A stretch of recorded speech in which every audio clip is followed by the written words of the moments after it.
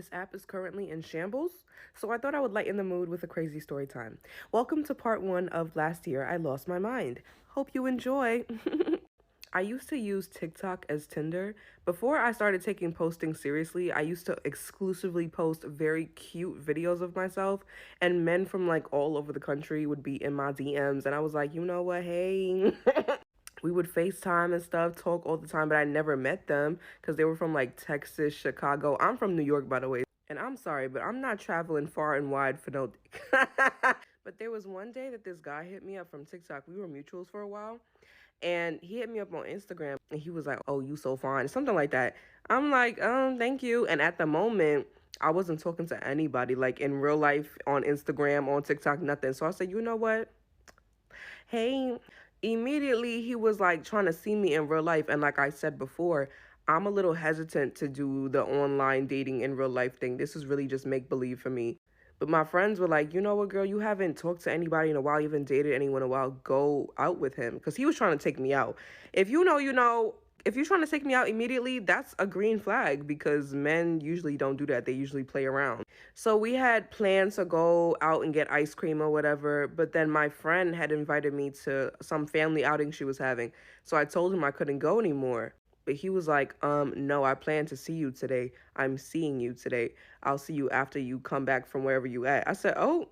He said, everything's going to be closed. We can just go for a walk in Brooklyn Bridge Park. If you're from New York, like, you know, it's very romantical. Like, at night, there's, like, the carousel, there's lights, there's the water. It's very pretty, you know what I'm saying? And he drives. Another green flag. So he came to my crib. He picked me up.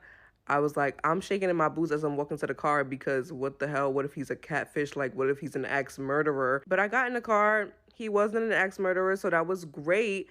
And, you know, he was complimenting me, whatever. I'm still a little hesitant, but on the drive there, we were talking about likes and dislikes and things like that. And one thing about me, fun fact, I enjoy like pop music and like show tunes. So everyone always makes fun of me for it. So when he asked me what type of music do I like, I told him the truth. And his reaction was something I never saw ever in my life. He lit up.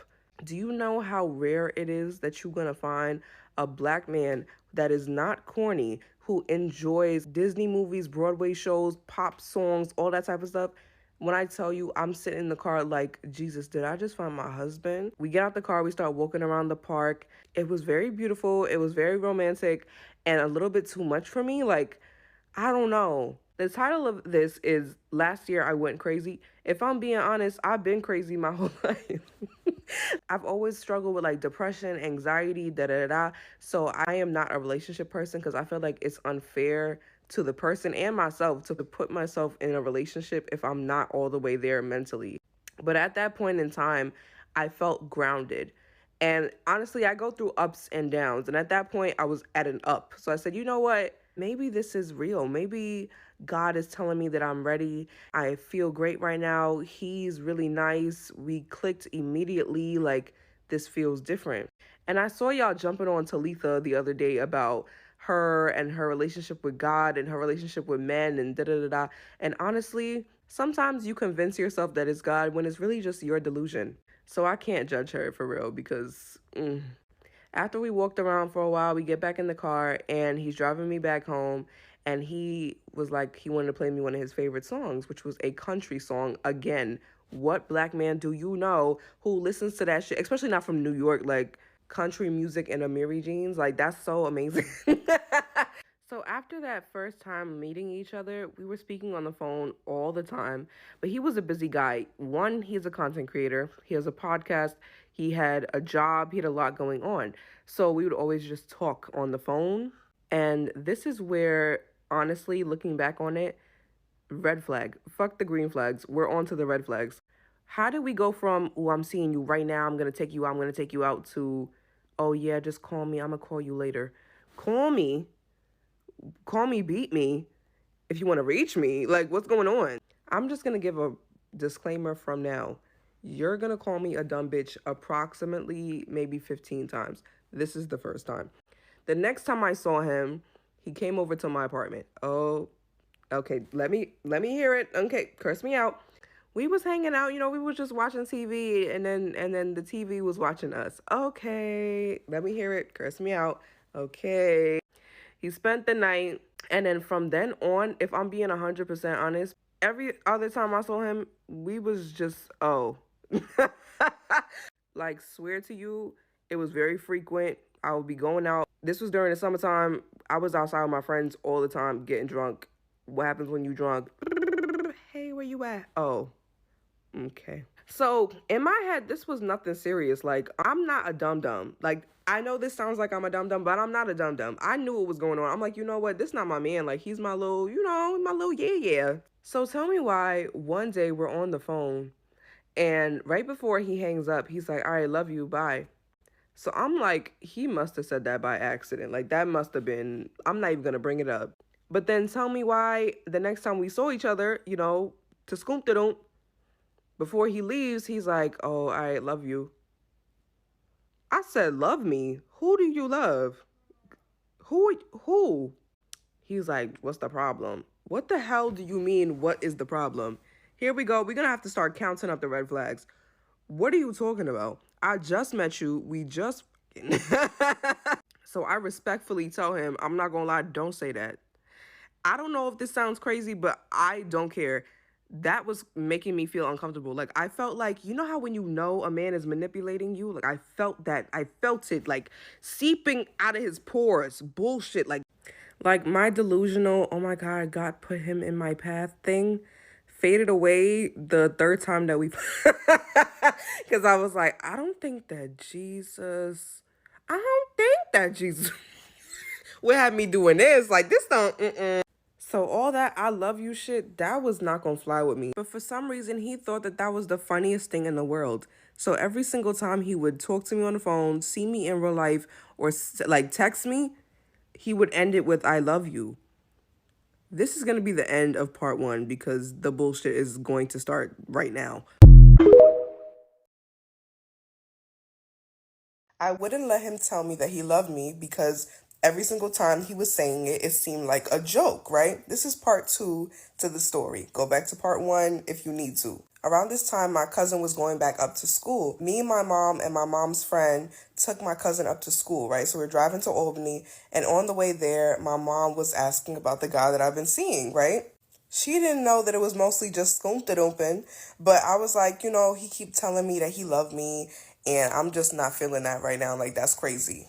So both my mom and her friend were dying laughing, and they were like, what the hell do you mean? Like, why won't you let him love you? That sounds insane. I have never been in a real relationship with a man, okay? I don't know how that works. I don't know how fast is too fast, how slow is too slow. So I was listening to my mom and her friend explain to me that for some people, it doesn't take years and years to realize how they feel, right? Some people just know. So I'm listening to them, right? And I'm like, maybe I am being a little crazy. I know that I don't love him yet. I know that for us, I don't think we're there yet. But I said to myself, after listening to them and their advice, that I should let him like me, at least, okay? And I should allow myself to like him, okay? This is where shit starts to go downhill, because I never should have done that. As a woman, if you're giving your body to someone over and over, occasionally, most often, okay, you start to develop feelings anyway. So I knew that I was starting to feel a little something, but I wasn't allowing myself to feel. And I really, honestly, that's a whole bunch of shit that I'm still working on, like unpacking childhood trauma and not trusting men and my father not really in my life, all that type of shit. Y'all understand. So after that revelation, I decided to take him out on a date. Okay, y'all, what did I say? You're going to call me dumb 15 times. This is number two. I had to get more comfortable. But my parents work in the music industry, so I get free concert tickets all the time. And Drake was having a concert at Barclays Center. I said, you know what? What man would say no to Drake tickets? Nobody. So I hit him up. I just realized I did not give him a fake name. What are we going to call him? We're going to call him Damon, okay? So I hit up Damon and I was like, hey, do you want to go see Drake? Of course he said yes. So I sent him his ticket and we planned to meet at Barclays Center. I get there, he meets me. And honestly, this was the first time that we had been out for dumb long. So It was kind of awkward for like 2 seconds, but then I was like, I fuck with you, so it's fine. The seats were fantastic. The vibe was cute because Drake was like doing the old school shit. Old school Drake is the perfect vibe. Like it sets the vibe, it sets the tone. And I let my guard down the entire night. He did too. And I don't know, we just clicked. I mean, we clicked from before, but that night was like okay, like I could see this going somewhere kind of thing. I forgot to mention something. Do you remember when I said that me and my mom took my cousin to school, right? On that trip, I'm going to change the number because I don't want to give out nobody information. But on the way there, I kept seeing the same number. Like, I'm going to just say, I don't know, 1312, right? Let's just say that's what it was. So I keep seeing 1312, 1312. The exit we supposed to get off, 1312. We walking past trying to find her new apartment number, 1312. I'm looking at the time, 1312. It was just like, what the hell? That's crazy. And after the Drake concert, this was the first night that we ever hung out. This was the first night that we ever really hung out and didn't. So he drives me home, and right before I get out the car, he put in his address into the GPS. Do y'all want to know what the number was? 1312. If you remember in part 1, I said when we first met, I was feeling like this is such like a matchy, clicky feeling. Is this supposed to be my husband? Like, Jesus, is this a sign? And I decided that it wasn't a sign because we was just sleeping together. But then after all of this and, having a conversation with my mom, the numbers is adding up and the numbers is clicking, the click, matchy. Oh my God, we're meant to be together. That thought came back into my head. Jesus Christ. After the Drake concert, we kind of fell back into the same pattern of seeing each other all the time, but just sleeping together. But at this point now, I'm delusional. Okay, because I'm thinking it's a sign. I'm thinking this is my husband. You guys, I can literally feel you judging me through the screen, like, please stop. So, we're sleeping together frequently, unprotected, and I have a pregnancy scare, as one does. And I'm like, oh, hell no. And I've had scares in the past, and I never tell the guy, like, anything because it's like, I'm not about to stress you out for no reason. I'll tell you when I know for sure. So when I realized that there was nothing going on, I told him, like, oh, haha, guess what? I thought I was pregnant, but I'm not. And he was like, why would you do that? Like, you're supposed to tell me that, He was like, you didn't make this problem yourself. We made this problem together. Don't ever stress by yourself about something that we did together. I'm like, wow, this is a man. Like, he care about me. He don't want me to be panicking by myself, all type of shit. Lord. And remember how I told you that I made him stop saying I love you? So he asked if we could say like you a lot when we would hang up the phone instead of love you. So we started this cute thing where we'd be like, okay, I'll talk to you later. I like you a lot. Very disgusting. Very disgusting. But I'm going to end part 2 right here. Okay, bye guys. Like you a lot. James and Fuhad have taught us that men with podcasts are problematic, right? Honestly, we've known that since before that. In part 1, if you remember, I told y'all that Damon had a podcast. Please let that give you a hint about how this is about to go. So, like I said, everything is fine and dandy. It's so cute. It's so great. Oh, like you a lot. Yada, yada. Okay, and at this point now, we're talking a lot more about, like, deeper topics and not just, like, surface level shit. One day he had hit me up and sent me this whole message about how thankful he is for me and how I take care of him and cater to him and listen to him and speak to him so nicely and, like, with respect and da-da-da-da-da-da-da. And I was like, wow, like, thank you, but, like, why did you just say that? Like I just said, Damon has a podcast. Without giving too much away, because I don't want y'all to know who I'm talking about, there's a girl on the podcast, okay? So if you were watching and you didn't know what was going on, you would swear to God that him and the girl is fucking. You would swear to God that they fucking. So if you remember in part 1, I said that we met on TikTok. We were mutuals, and honestly, I was shocked when he first hit me up because I thought that they were together, but he told me that, like, that's just a ruse, you know what I mean? It's for the views. But that day, him and Jessica got into a big ass argument. Honestly, since I knew him and Jessica was always arguing like a married couple, but I guess this day it got out of hand.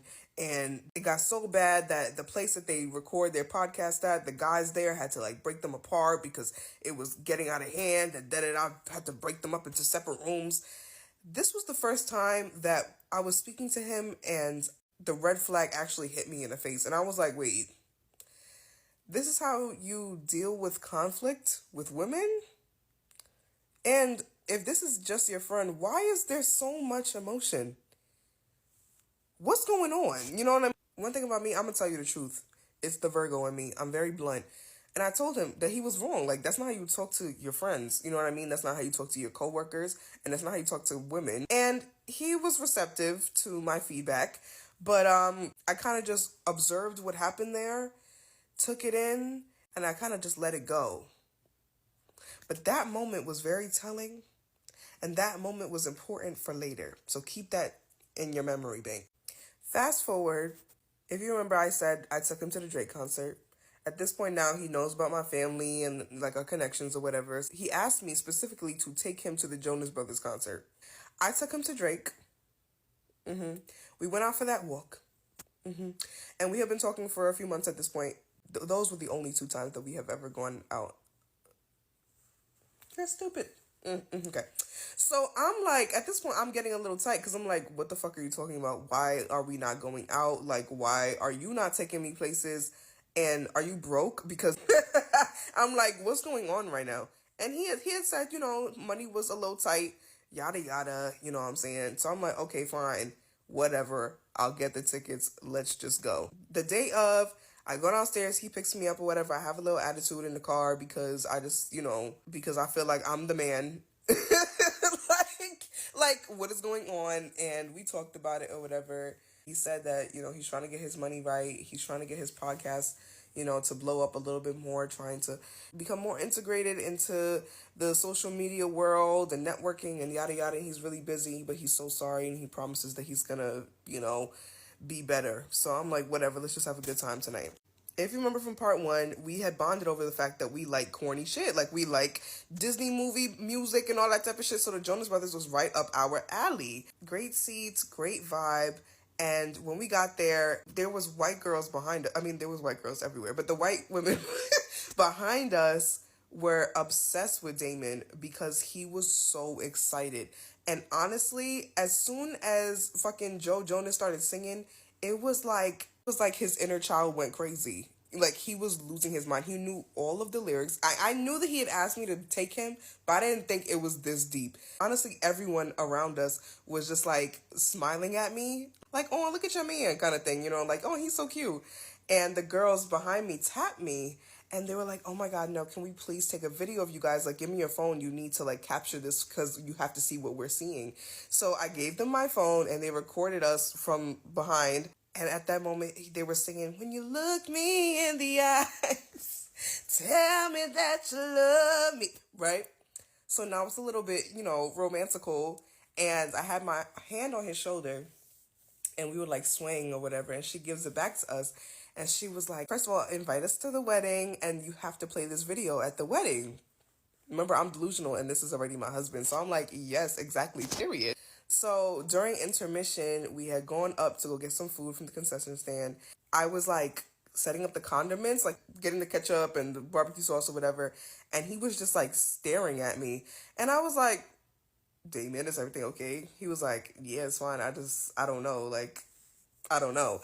And I knew exactly what he was talking about, but I just left it alone because I was a little uncomfy. Like I said to y'all before, men, relationships, daddy issues. Okay, so I'm just like, we're just gonna ignore the fact that I'm kind of really liking you right now, and this is actually really cute, and I'm enjoying seeing you enjoy yourself so much, and I'm very happy that I could do this for you, kind of thing. So we get back down, and we can't find our seats because it's huge, it's dark, we don't know where we're going. All the security guards didn't know where the fuck anything was. So I finally go up to one security guard, and I asked him again. And he was like, oh, I think it's back there. I'm like, you think? Like, why do none of y'all know where the stuff is? He got like snippy with me. And he was like, he kind of like got like close to me and was like, not yelling, but like being rude. And Damon looked up. Mind you, Damon is a short king. So Damon looked up and pushed me back. We was about to get kicked out. We was about to get kicked out. He was like, what the fuck who you talking to? Like, and that made my kitty tingle. I said, you defended me in front of this big ass, dumbass security guard? Thank you. After the security guard was yelling at me or whatever, and he defended me, that plus the swaying, plus the emotional when you look me in the eyes song, plus him looking at me all weird when we was getting the condiments. When we sat back down, I started staring at him. He was focused on the concert, so he didn't really see me looking at him, but I was like, oh fuck. Do I love this nigga?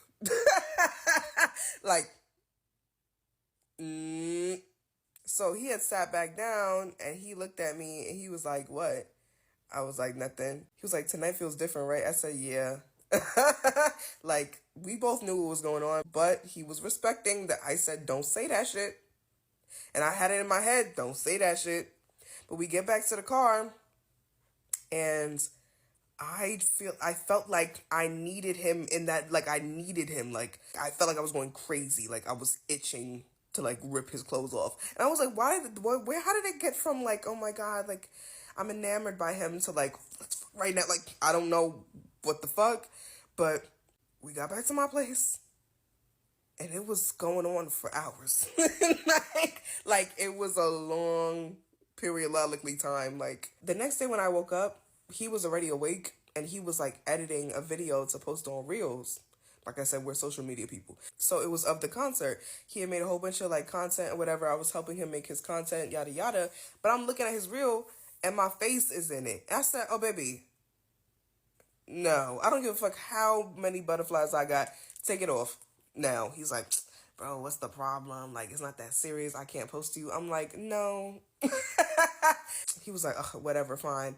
And I'm like, damn, like, I think I love him. Like, and he's acting a little bit different right now. Like, why all of a sudden does he want to post my face? Like, are we getting serious? Whoa, like, oh my God, I might have my first boyfriend. Like, that's what I was thinking in my head. It was just great energy because not only did we have the Jonas Brothers concert, but his content creation was like going to the next level, and he was going to do like videography for people for their brand trips. So he was going to Florida in a couple of days. So it was just good energy all around. He was so excited about like us and like his career opportunities and da da da da. So the next 2 days he was like packing, getting ready for his trip. He gets to Florida. He's so excited. He's calling me. He's showing me the hotel and everything. And I'm like, oh, my baby, like he's doing so good, blah, blah, blah. I'm so proud of him.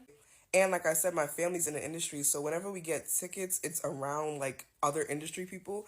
And they saw me and him and they were like, oh my God, you guys were so cute. I'm just feeling like I'm feeling the energy, right? This is the end of part 3. This is basically, I've been setting the stage this entire time. And I just want to say trigger warning for the next couple of parts. It's about to get very, very dark, very, very uncomfy. So if you not the type of person that want to hear no crazy shit like that, this is the last part for you.